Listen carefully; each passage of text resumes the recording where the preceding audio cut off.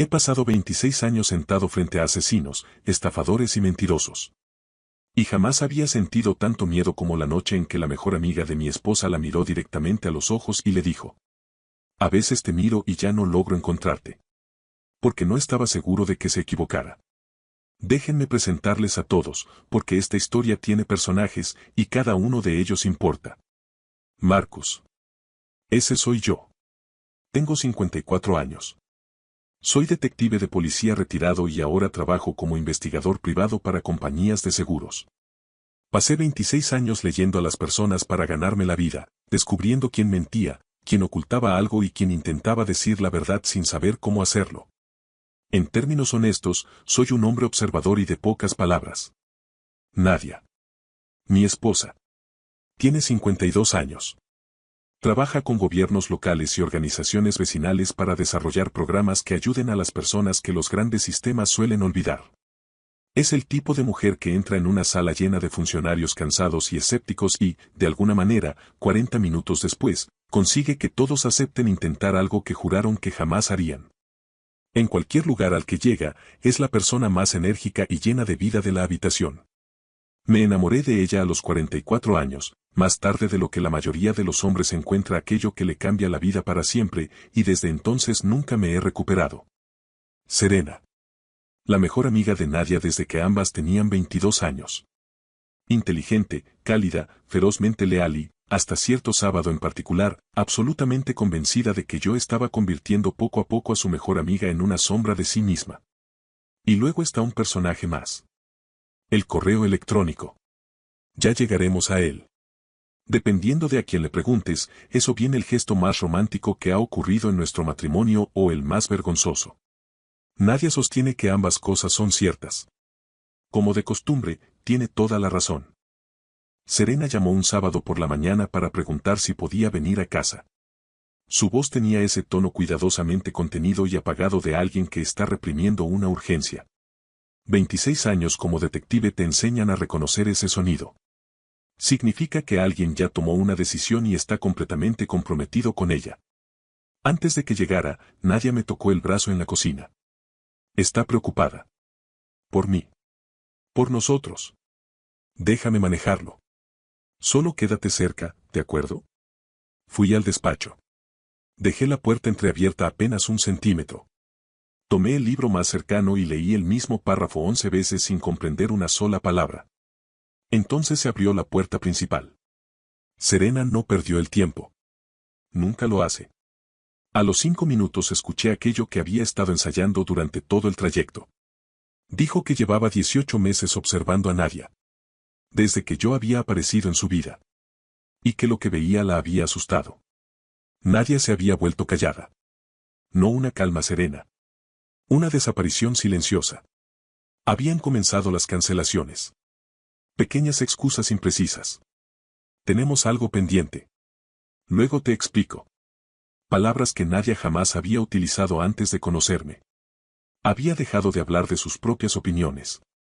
De sus propias aspiraciones. Y entonces Serena dijo aquello que me dejó sin aliento. Yo te conocía antes que él. Eras la persona más ruidosa de cualquier habitación. Discutías con desconocidos en las paradas de autobús. Eras tan completamente tú misma que resultaba casi intimidante. Y ahora, a veces te miro y ya no logro encontrarte. El apartamento quedó sumido en un silencio absoluto. Me quedé mirando la pared y pensé. Di algo, Nadia. Por favor. El silencio se prolongó tanto que empecé a preguntarme si había entendido mal todo mi matrimonio. Entonces Nadia habló. 4 palabras. ¿Puedo contarte algo? Y le habló a Serena del 9 de marzo.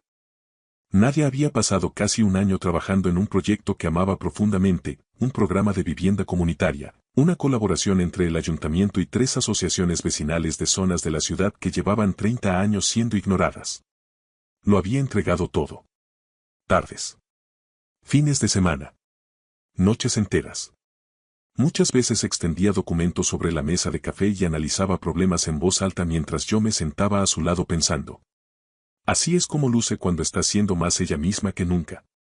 Entonces, el 9 de marzo, a las 5 de la tarde, la financiación se vino abajo. No se retrasó. No quedó pendiente de revisión. Desapareció. Una subvención gubernamental fue redirigida a otro proyecto. El ayuntamiento retiró sus fondos complementarios en cuestión de horas. Casi un año de trabajo quedó reducido a una sola palabra. Archivado. Llegó a casa a las 7. Lo supe antes de que dijera una sola palabra. Siempre lo sé. Cuando lleva malas noticias consigo, las carga con una postura demasiado recta, demasiado controlada, como si caminando con suficiente cuidado pudiera evitar que aquello que se está rompiendo en su interior alcanzara la superficie. No le dije lo siento de inmediato. Conozco a Nadia. Lo primero que necesita no es consuelo. Lo primero que necesita es estar con aquello que ha sucedido. Permanecer dentro de todo su peso. Sentirlo por completo antes de que alguien intente aliviarlo. Así que caminé hasta donde estaba y la abracé. Al principio se quedó rígida. Ese viejo instinto de no derrumbarse delante de nadie. Entonces algo se dio. Y se aferró a mí. Se quedó dormida alrededor de las 11. Era el sueño profundo de alguien cuyo cuerpo ha sido agotado por la tristeza hasta los huesos. Me acosté a su lado en la oscuridad. En algún momento de la noche, sin despertarse, extendió el brazo y apoyó la mano sobre mi pecho. A veces hace eso. No creo que siquiera sea consciente de ello. Como si, incluso dormida, una parte de ella necesitara comprobar algo. Sigue ahí. Y, al encontrar la respuesta, pudiera volver a descansar. Puse mi mano sobre la suya. Permanecí allí durante mucho tiempo. Sin moverme. Simplemente sosteniendo su mano sobre mi pecho en la oscuridad. Pensando en un año entero de su trabajo. Pensando en las familias de aquellos 3 barrios que seguirían viviendo en viviendas deterioradas porque una subvención había sido redirigida. Pensando en que ella había cargado sola con todo aquello durante 2 horas de regreso a casa en autobús, erguida, controlada, sin permitir que nada aflorara a la superficie. Porque esa es la clase de mujer que es. Y entonces sentí algo que no había sentido en muchísimo tiempo. Impotencia. A la 1 de la madrugada tomé una decisión. Con sumo cuidado, aparté su mano de mi pecho y la acomodé suavemente sobre la almohada. Ni siquiera se movió. Me levanté. Fui a la habitación de invitados, donde Nadia guarda sus archivos físicos. Documentos impresos. Borradores anotados a mano. Notas de reuniones escritas con su letra, pequeña, rápida y llena de flechas que señalaban aquello que consideraba importante. Me senté. Y empecé a leer. Página tras página. Una tras otra. Alrededor de las 2 de la mañana, lo encontré. Una anotación en el margen. Su letra. Tinta azul. Retomar en el primer trimestre del próximo año. Hablé con Daniel Osei, de la Fundación Harwell. Parecía genuinamente interesado. El momento no era el adecuado, la convocatoria ya había cerrado. Vale la pena intentarlo de nuevo. Me quedé completamente inmóvil. Hay algo que aprendes por encima de cualquier otra cosa cuando trabajas como detective. La mayoría de los casos no se resuelven gracias a revelaciones espectaculares. Se resuelven porque alguien lee algo con suficiente atención como para notar aquello que todos los demás pasaron por alto. Parecía genuinamente interesado. El momento no era el adecuado. Era el primer trimestre. Justamente ahora. Enero. Y sentí una certeza clara y serena. Esto aún no ha terminado. Entonces hice algo de lo que solo me siento parcialmente orgulloso. Escribí el correo electrónico. Soy un detective retirado convertido en investigador de seguros.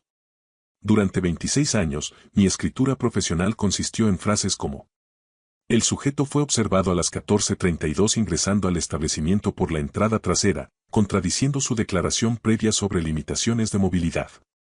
Véanse las fotografías adjuntas, pruebas AAF. No escribo solicitudes de financiación para programas de vivienda comunitaria. Pero a las 2 de la mañana, impulsado únicamente por la determinación, el café frío y 26 años de negarme a cerrar un caso antes de que realmente estuviera cerrado, abrí un documento en blanco y escribí una de todos modos.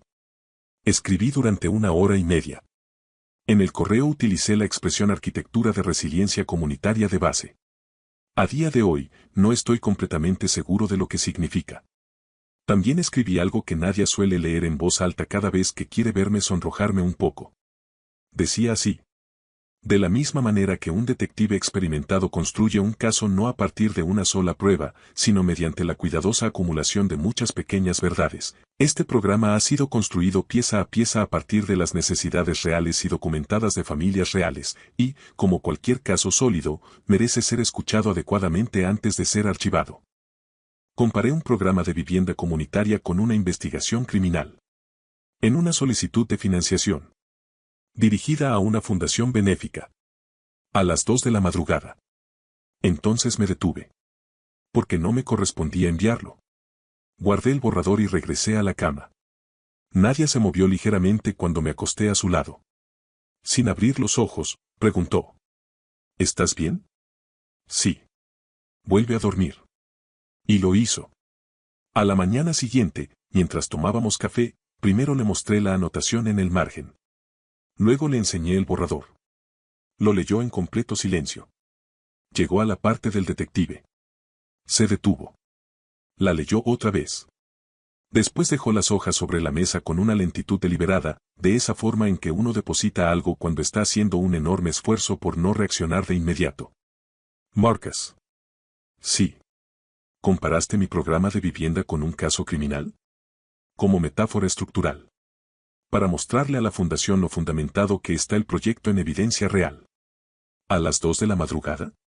No podía dormir. Hubo una larga pausa. ¿Llevabas puesta la bata marrón? Es cómoda. Me miró fijamente.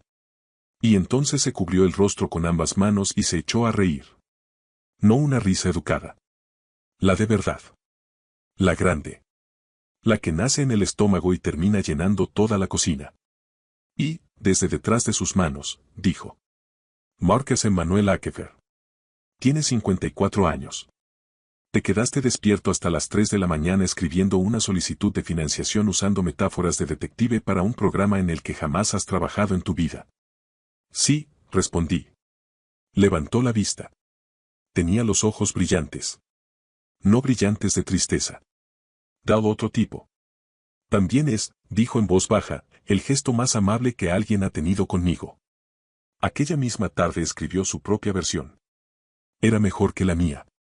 Más precisa. Más cálida. Su voz estaba presente en cada frase. Sin metáforas detectivescas. La Fundación Harwell respondió en menos de una semana. La conversación sigue en marcha.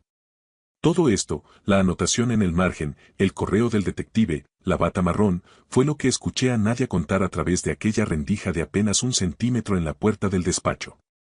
Cuando terminó, el apartamento quedó completamente en silencio. Entonces habló Serena. No sabía que yo podía oírla.